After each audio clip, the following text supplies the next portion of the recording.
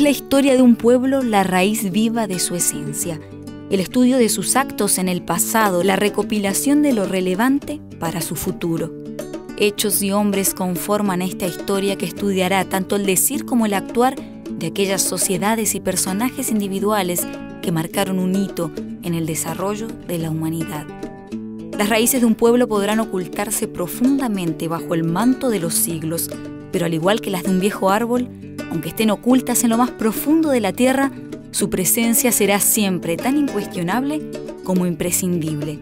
Serán estas raíces, nuestra historia más lejana, aquel cimiento indispensable para la construcción del presente y la estructura para el desarrollo de nuestro futuro. El análisis de la historia crea identidad, idiosincrasia, que es construida y transmitida a través del tiempo en la interacción posible por medio de la lengua. El idioma, ese código en común que hace posible el desarrollo de las relaciones humanas que darán inicio al establecimiento de un pueblo, una nación, un continente.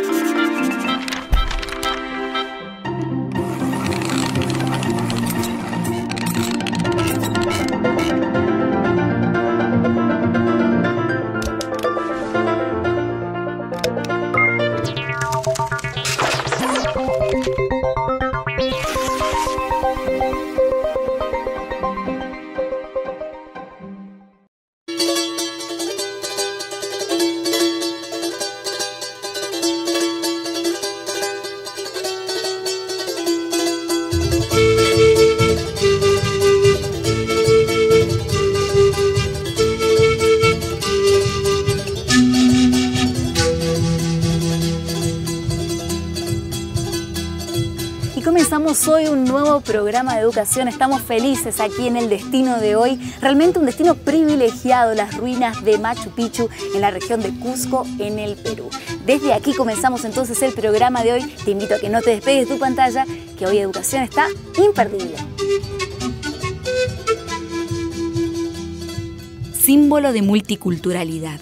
Cuna de numerosas razas, tradiciones y costumbres, América del Sur se define como un mosaico cultural, compuesta por la más extrema y extensa cantidad de climas, paisajes, pueblos e historias. Sudamérica surge, se construye y une bajo la influencia de diversos nexos, algunos productos de la mezcla entre los pueblos nativos, pero otros llegados desde afuera. Nexos, influencias, encuentros, nada pacíficos, nada simétricos, de impacto transversal. Y es que el primer encuentro, originalmente fortuito, pronto se transformaría para los recién llegados en una acción única y programada, la búsqueda de la conquista.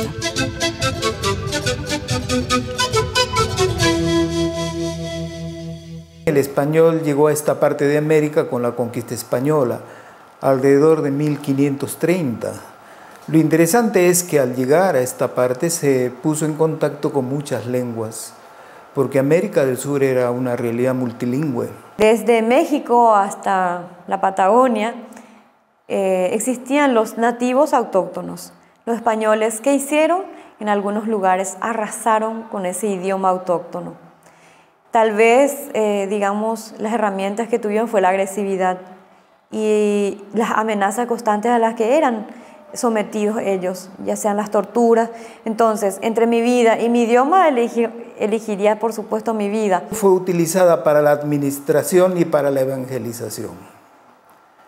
En este aspecto resulta muy interesante el español como lengua de dominio, que poco a poco se fue imponiendo sobre las lenguas aborígenes. Los intereses eran varios, pero no traer el castellano como un idioma en forma cultural.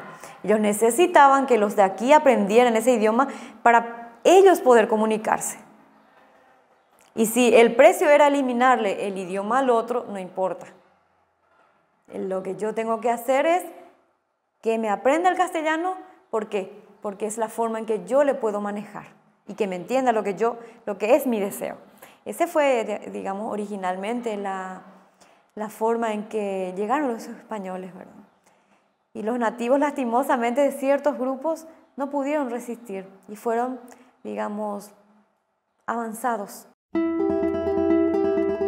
Desde tiempos inmemoriales, las lenguas nacen, se transforman y mueren con las sociedades que las hablan. Pero porque es intrínseco a las lenguas el ser agentes de la diversidad y la diferenciación, cuando una lengua muere, no muere sola, sino que muere también su esencia, su información, su paradigma.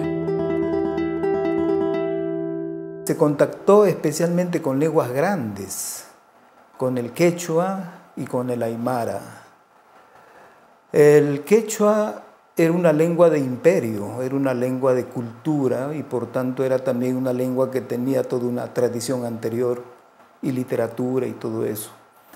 La mayoría de los topónimos, de los zoónimos, de los antropónimos que encontraron los españoles estaban en quechua.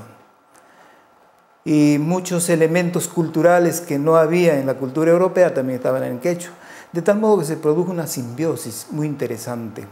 El español peninsular fue adquiriendo poco a poco el color moreno de la América del Sur y enriqueció enormemente su vocabulario. Pero cuando vino el español, una lengua de mayor cultura, con una tradición idiomática muy grande, desde el siglo X ya se había independizado del latín, lógicamente se impuso sobre las lenguas aborígenes. A través del mestizaje, ¿verdad?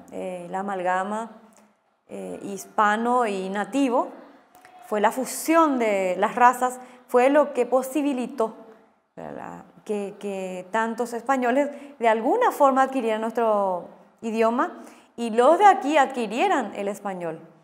En los países, digamos, de América, se maneja mayormente el español para comunicarse. Pocos países encontramos que habla su idioma autóctono y los pocos que quedan en la categoría de dialectos. El español fue impuesto, no fue propuesto. Un renombrado filósofo de nuestro siglo una vez dijo: las lenguas tienen dos grandes enemigos, los que la imponen y los que las prohíben. Es la diversidad lingüística el fundamento de la diversidad cultural y el instrumento esencial para la conservación de la diversidad biológica. Diversidad que solo será posible en la medida en que las minorías lingüísticas sean concientizadas y llamadas activamente a preservar y mantener viva su lengua, y así evitar la pérdida de su cultura y, en definitiva, de su identidad. Un idioma marca una identidad regional, una identidad nacional, una tradición. Son hombres y mujeres detrás de un idioma, culturas, razas, tradiciones y costumbres. Y lógicamente que como marcador de identidad el idioma es una constante, pero acá ocurre algo también, son procesos de transculturalización. Las lenguas de por sí no son ni buenas, ni malas, ni mejores, ni peores. Lo que ocurre es que hay lenguas que son empleadas por grupos hegemónicos contra otros grupos no hegemónicos. Javier Albó, un lingüista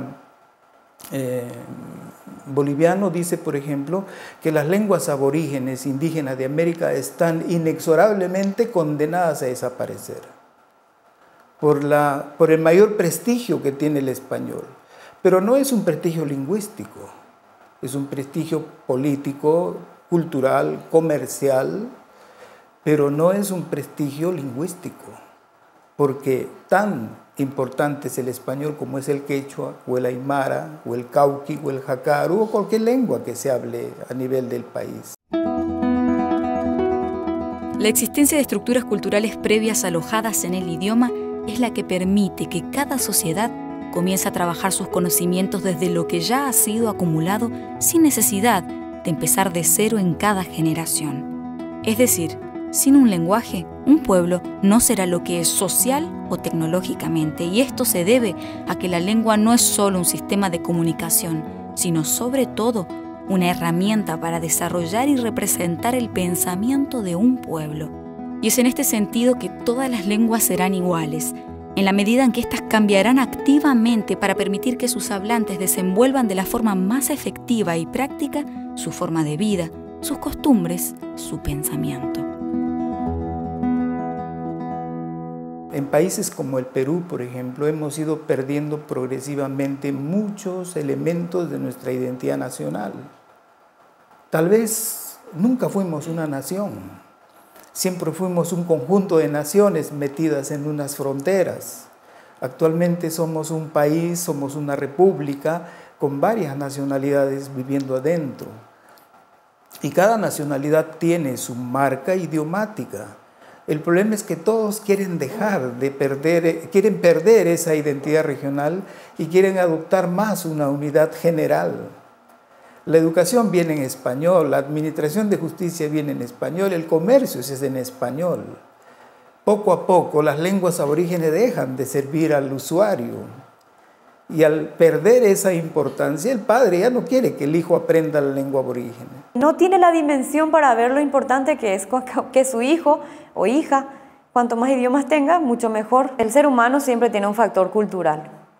Si en nuestra carga cultural no existe, digamos, un vislumbre de lo que es una cultura específica, podemos llegar a un rechazo erróneo. Y a esto le llamamos deslealtad lingüística, y es un rasgo de pérdida de identidad nacional. Como se tiene un concepto, digamos, prejuicioso, es lo que limita el aprender otros idiomas. O sea que si yo no conozco, entonces puedo equivocarme a prejuzgar el aprendizaje de un idioma solo por venir o sea, que por solo hecho de ser un idioma autóctono, considerarlo de nativos, que lastimosamente es erróneo totalmente donde se vea el rechazar un idioma por su origen. En el caso del Perú, nosotros mismos somos todos morenos y nosotros mismos queremos ser blancos. Entonces un poco que el español nos blanquea y algo así como que hablar quechua es quedarse moreno, quedarse andino. Entonces el proceso de desquechuización que ha habido es muy grande, pero no por asuntos lingüísticos, sino por asuntos culturales, por falta de una identidad nacional y por falta de educación, porque a los países, a las jóvenes generaciones, hay que educarlas también con sus tradiciones, con sus sentimientos nacionales. Lo ideal sería que los niños quechuahablantes aprendan las primeras letras en quechua, y que luego poco a poco hay un proceso de españolización, porque evidentemente el español lo necesitamos como lengua general, pero no perder la identidad. En el Perú se hablan más o menos 50 lenguas y cada vez son más pequeñas. Llegará un día tal vez en que éstas se extingan, pero mientras tanto los que podemos hablar por lo menos debemos decirle no pierdan su lengua. La lengua es parte de su herencia cultural, de sus tradiciones, de su nacionalidad, de su identidad.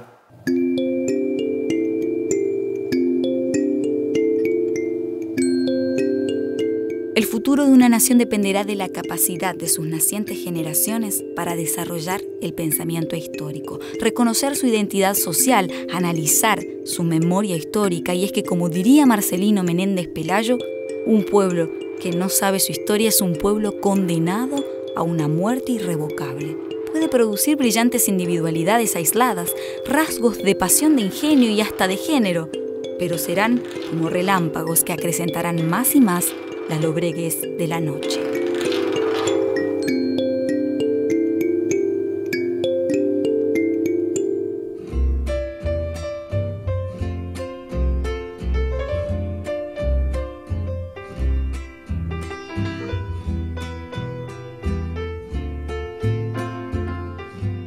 Paraguay es el país donde el español y el guaraní conviven activamente desde siempre, pero sobre todo luego de haber sido reconocidos como sus idiomas oficiales.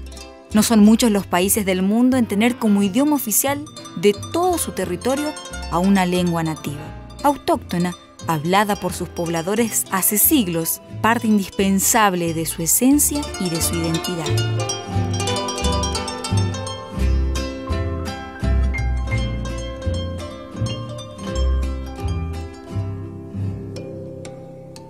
En la época precolombina, el guaraní se conservaba ese guaraní puro, en donde la expresión era etimológica y no necesitábamos prestar de ningún otro idioma porque el guaraní era puro, como dije.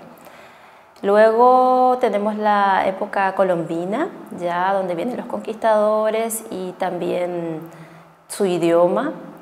Y es interesante cómo el guaraní no muere, porque la educación estaba a cargo de la mujer. Y la mujer era paraguaya, es decir, autóctona, ¿verdad?, de aquí de la zona. Entonces ella inculcaba a los niños en el idioma guaraní, los enseñaba en guaraní. La mujer fue la protagonista de la transmisión del idioma.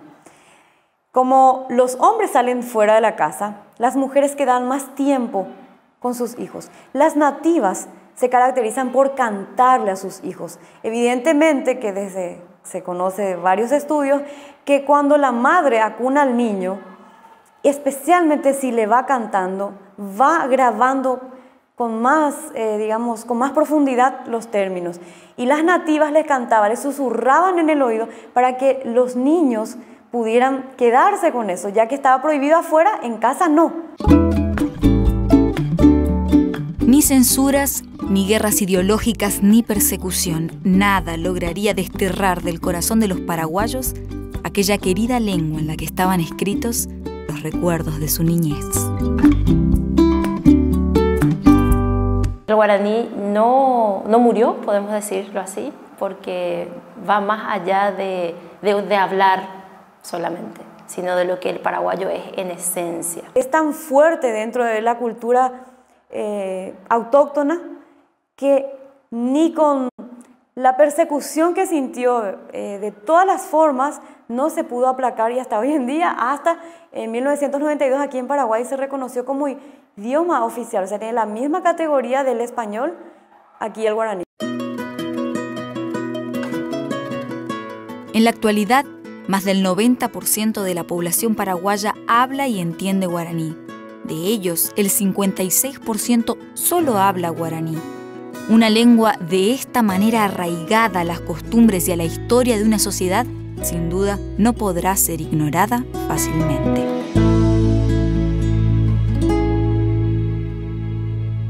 El idioma incorporado aquí es el castellano, ¿verdad? Y se ha oficializado ahora al punto de que en las universidades también hay una rigurosidad con respecto al idioma, porque se necesita no solamente para la comunicación. Una persona que aquí no hable guaraní, por ejemplo, le es difícil manejarse en diferentes profesiones. ¿Por qué? Porque hay cosas que permite la apertura del otro aquí cuando escucha que hablamos algo del guaraní. Forma parte de la idiosincrasia paraguaya, más allá de hablar el idioma, implica todo la parte afectiva, social del paraguayo, y los países limítrofes también, por supuesto, que afecta. Idioma será entonces cultura, aglutinante de un pueblo, reflejo de una idiosincrasia, identidad que se enseña y se transmite también a través de la educación. Grandes pensadores, pedagogos, tuvieron esa luz de observar que ¿por qué no lo incluimos dentro de un programa educativo? Es así que a partir del 1992 forma parte de nuestra cultura como idioma oficial. El Estado reconoce al guaraní, como ya no se puede sacarlo, entonces lo considera como un idioma oficial. De ahí en más se incluyen los programas educativos. Los primeros años de la reforma educativa aquí tuvo, ¿verdad?, sus falencias. Primero porque el enfoque que se le iba a dar al idioma no fue tan fácil ni asimilable para el docente. O sea que cuando nosotros hablamos el guaraní, hay términos prestados del castellano. Pero cuando lo vamos a enseñar tenemos que hacerlo con la mayor pureza posible del idioma. Y ahí fue cuando los docentes, digamos, tuvieron sus capacitaciones constantemente hasta poder tener el enfoque que se buscaba. Cuando uno estudia sistemáticamente, yo creo que por eso es un idioma oficial e incluido dentro del currículum, porque representa una forma organizada de estudiar el idioma, para poder tener todos los vocabularios que necesitamos para expresarnos en ambos idiomas. Dentro de lo que es el programa educativo, lo que se busca es que el paraguayo se comunique sin dificultad. ¿Por qué? Porque en todas las profesiones se necesita de este idioma. El objetivo de la educación paraguaya al implementar el guaraní como lengua oficial es precisamente que el joven pueda expresar aquello que siente en el idioma al que él corresponde como país. Que el paraguayo pueda ser un bilingüe real, pueda manejarse en ambos idiomas y expresar una frase correcta en ambos idiomas. El hecho de que el joven tenga esa herramienta, aparte de un valor cultural, implica que él tiene más libertad para expresar aquello que siente.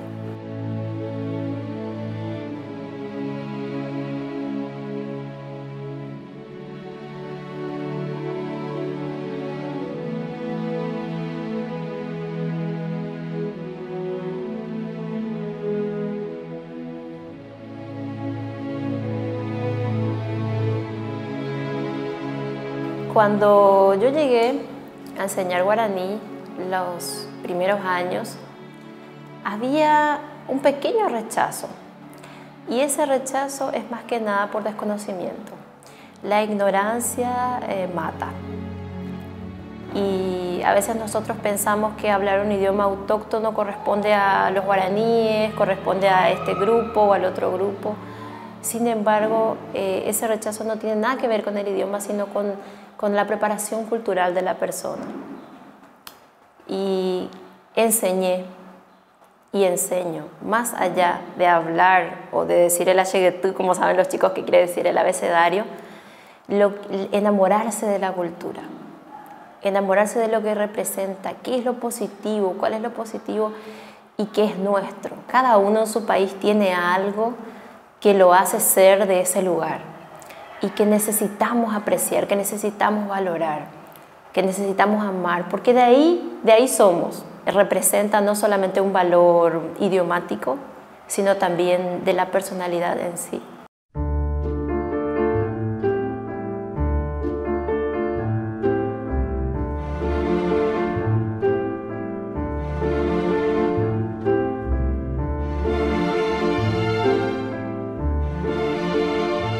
La educación adventista tiene un papel fundamental en lo que constituye la educación en lengua guaraní.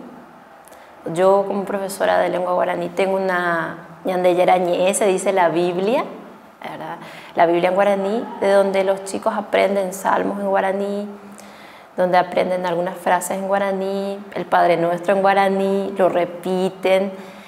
Y es tan interesante algunas partes, por ejemplo, del Padre Nuestro en guaraní, en donde la expresión en castellano puede ser utilizada en forma interesante, ¿sí?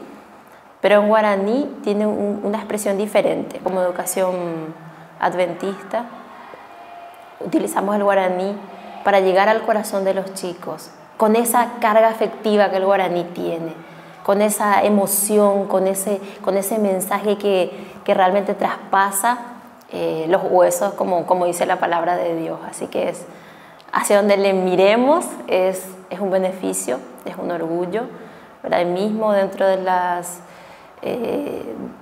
capacitaciones o de las actividades que los chicos tienen, por ejemplo, ellos participan de actividades para donar sangre, para ayudar acá, y utilizan ellos el guaraní para acercarse a las personas. Así que no solamente el guaraní es para que ellos reciban, sino también para dar amor, que es el objetivo de servir, justamente para eso nos formamos.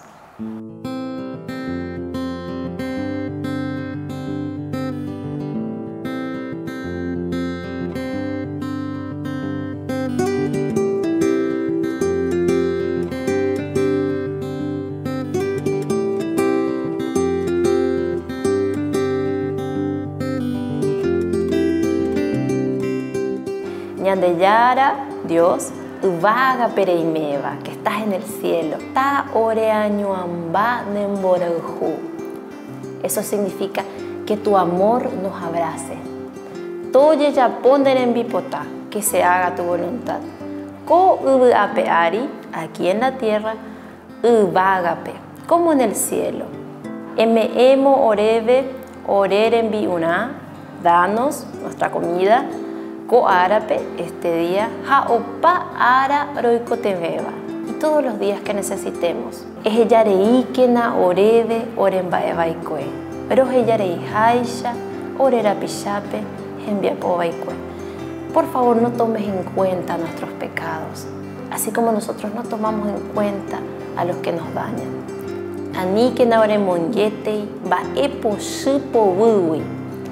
Por favor, que no caigamos en las manos del maligno. O pambae, todo es tuyo. Taupeisha, que significa que se haga tu voluntad, es decir, amén, que así sea.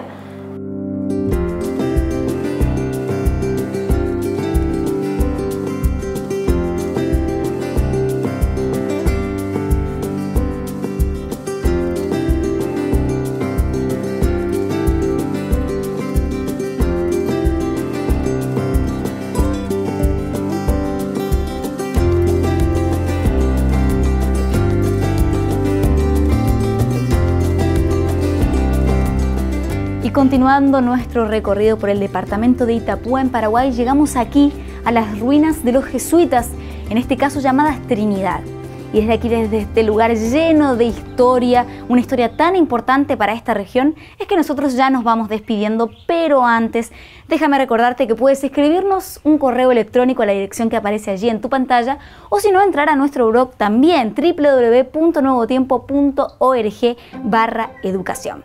Como decimos siempre, nuestro viaje continúa y seguimos recorriendo Sudamérica para traerte más historias y tratar temas importantes relacionados con educación. Te espero entonces en la próxima.